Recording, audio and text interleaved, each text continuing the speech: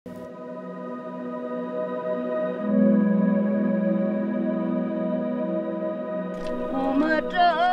چین په شمال ختیځ کې پر لوړو پرته دا د ابا سیمه ده.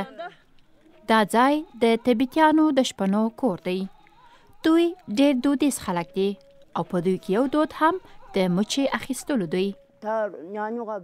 مچه د خپل مینې د ښکاره کولو یوه لاره ده چې ته خپلې کورنۍ او دوستانو ته د ګرانښت احساس څرګند کړې.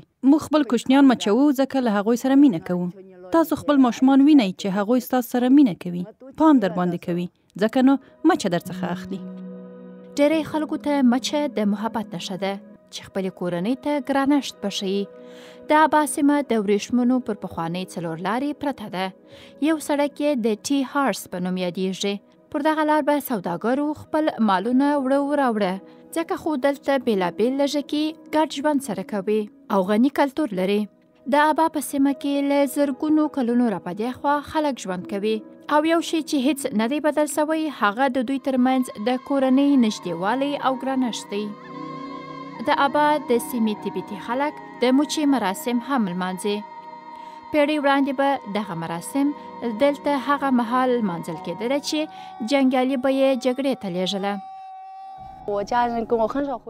زه چې کور ته راشم خپله نه او نیکه مچوم، خاله او ماما یو مچوم.